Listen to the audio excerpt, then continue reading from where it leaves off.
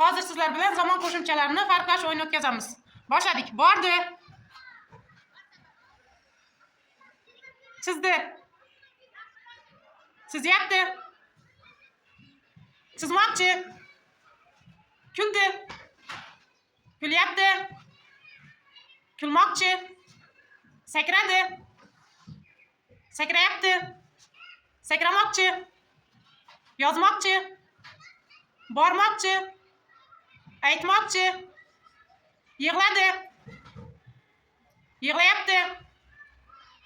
Kulyapti. Bormoqchi. Aytmoqchi.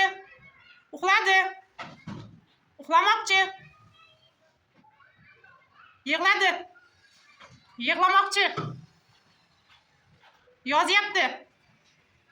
Pishiryapti. Taxlayapti. Sakramoqchi.